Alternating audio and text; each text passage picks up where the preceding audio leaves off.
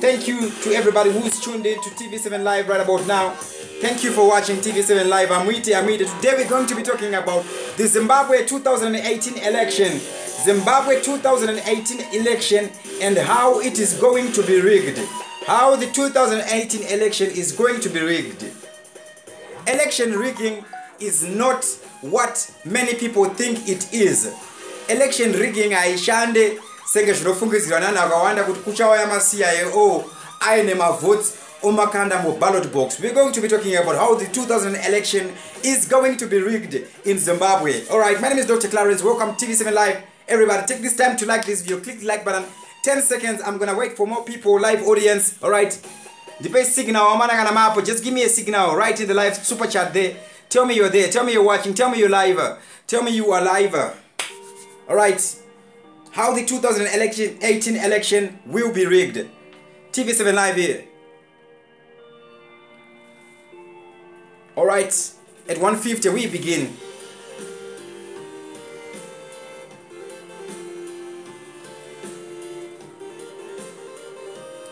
Kandaima like Samana, we're about to get live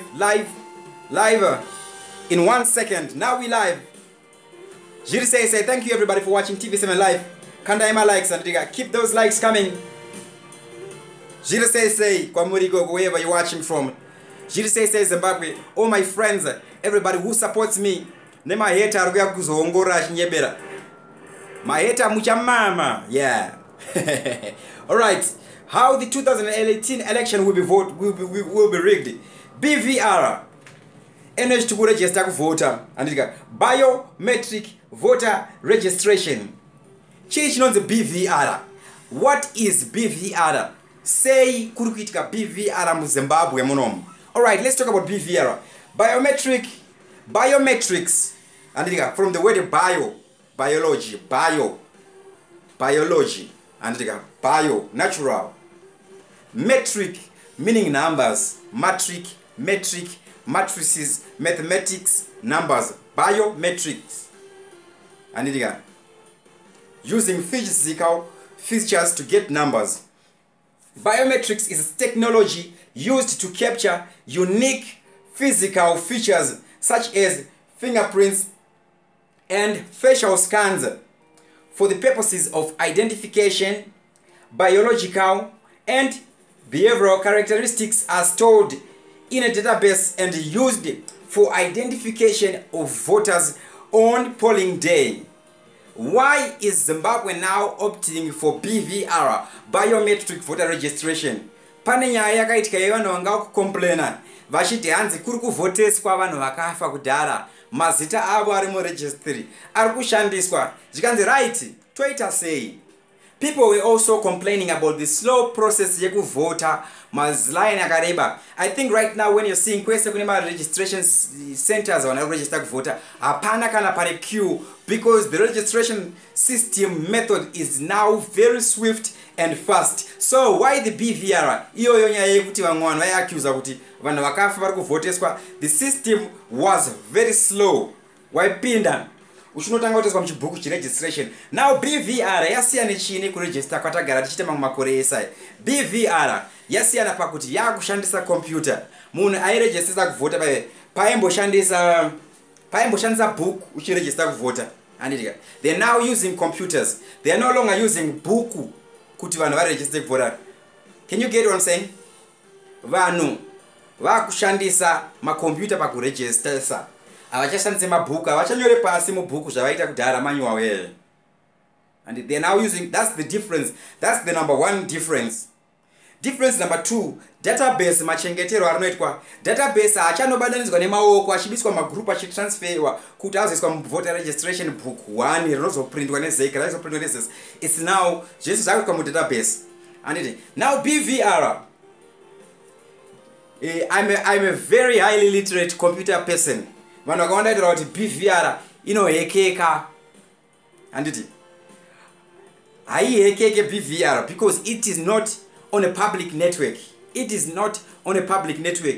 Chunhu chinohekeka chunhu chiri pa public network, chiri pa internet, chiri pa public domain where you can sniff data mokwanisa kuchinja database. Handiti database rezek is self-contained.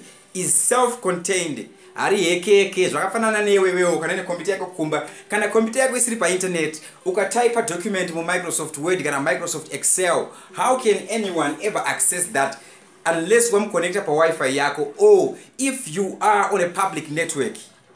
It's impossible to hack something that is not on a public network or something that is on a private network. Yausingaziyo private network iri kurana nema systems up.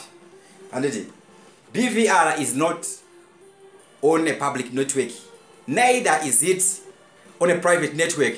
Pandagano register voter, those are the things that I checked. Could are they? It's self-contained per polling station, and the polling station yaucha register wewe ndo yaucha votera. Those databases are self-contained. Moma laptop siwayo pachano join wa kutite national databases, they will go and tika physically or join it. Then database ranyika resarabo. The reason why you will be voting per polling station ya register voter kwa avoida juno zvakafanana nekuwedzeredza mazita ngevanhu nekuriga, it's not going to be happening right now in the voter registration system. Mapati akanzi hunza yevanhu venyu maobservers vanenge vachiona vanhu vanenge vachiitisa. Remember ZEC paino employer vanhu vai vanovhotesa kuti vaite maagency haitarise political party, inongotora ma-civil servants, inongotora vanhu.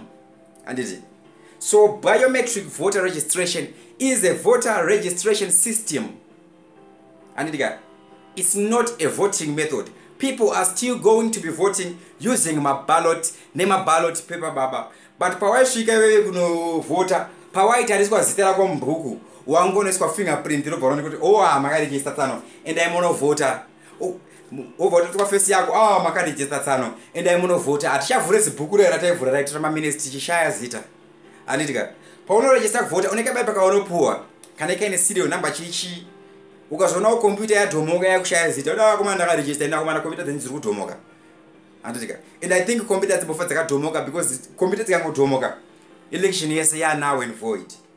Anditi now 2018 election rigging. What is the election? What's the process election rigging that is going to be happening?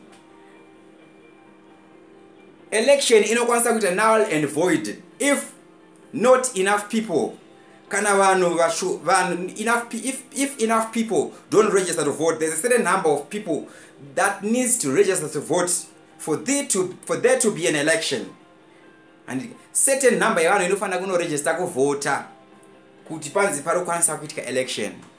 That's the first thing. Saka munhu wese ari kuchika election anoita sei? Anotry kusabotage, anotry kudiscredita kuita kuti chi election isaitike. Anega kana mukasatika election in Zimbabwe munomu, what will happen? Obviously the speaker of parliament ndiye anenge akutonga nyika. Anditi speaker inozvi okay ngatiboisiya nyaya iyoyo. Andika nyaya iri pakuregister kuvota. Munhu ari kuchika election doesn't want you to register to vote, doesn't want kuti muZimbabwe meitike early election. Today we're going to be talking nyaya yema MP nezvavari kuita ezvinezvi, how they are planning to loot your money, final loot, to sabotage Zimbabwe just before the election, kuita kuti make sure kuti election aritike muZimbabwe. So it's your duty to go and register kuita kuti muZimbabwe muno muitike election. Now election rigging, how is it possible? Zvinorigwa sei? Election inorigika sei? Right, I just want to hear your brains before ndaverenga this document that I have. How is it possible to rig an election? Remember, every candidate contesting anoisa munhu wake mu polling station anenge achiongorora kuti vanhu vari kuvhoteswa chaizvo here, vanhu vari kuvhota ndiwo here. Every political party, every candidate anenge aine munhu wake anenge ari mukati metende at all times. Anditika rigging yamunofunga inofungwa nevanhu vakawanda becomes impossible because munhu wese everybody who is contesting anenge akaisa vanhu vake mukati. Iwo haungasiye mukoma wako achirigwa, haungasiye munhu wako achirigwa election. Saka zvinoti vanhu kuti kuchaziswa mapepa anouya nema CIO chichi, it's impossible.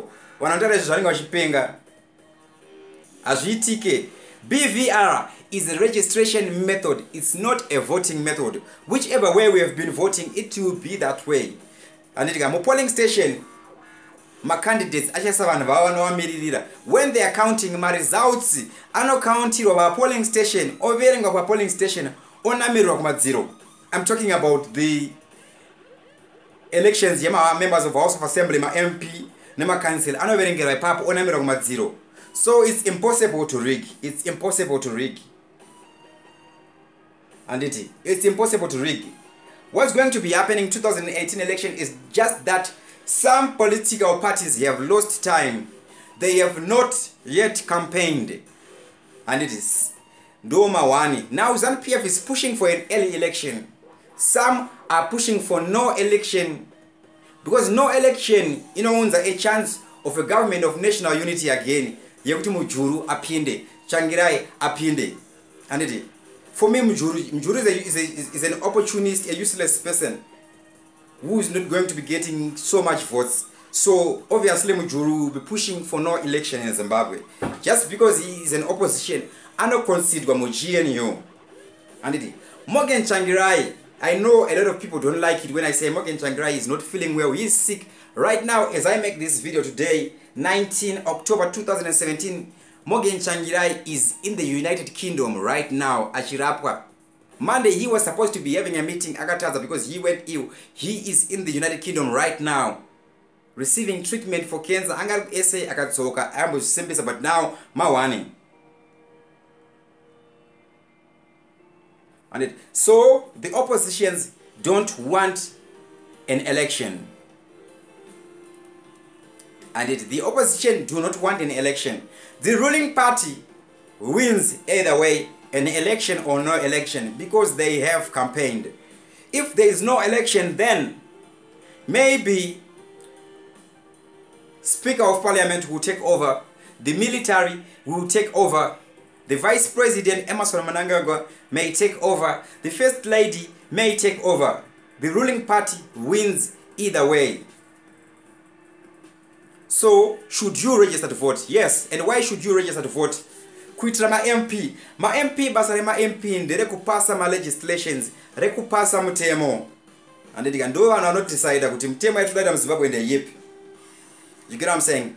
We should register to vote kuitira tipinze ma legislators edu nema councillor mu office. And in the next video, I'm going to be talking about how members of parliament are planning to sabotage Zimbabwe and how they are planning for their final loot.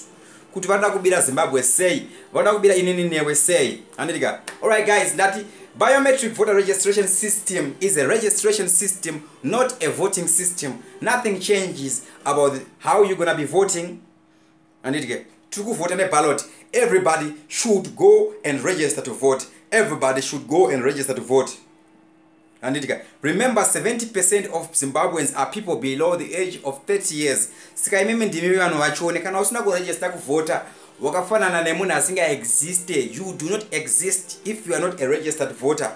Wakafanana nemunhu asina chitupa, hauna voice, you are a voiceless person. And let me give you a challenge. Usaite bonde risina kudzivirirwa before waregister kuvota. And usaite bonde risina kudzivirirwa before waregister kuvota. Why? Urogadzira mwana wausirogadzira future. Unenge uri a responsible parent, irresponsible parent arongozvarisa asingade kunyora future yevana vake. So everybody, let's go and register to vote. And I did it. It takes less than 3 minutes. It's now faster. And okay guys, thank you for watching. My name is Dr. Clarence. If you like this video, click the like button. If you do not like this video, please click the dislike button. And constructive criticism is welcomed. If you have ways you feel we can improve these shows, please write it in the comment box. And it's welcome, but my hater, you are not welcomed. Stop watching my channel if you are a hater. And I don't want your comments. If you write your comments as a hater, I will respond, I will attack you. And but constructive criticism, bo, kwete my hater ramba mchirwadziwa mshamama.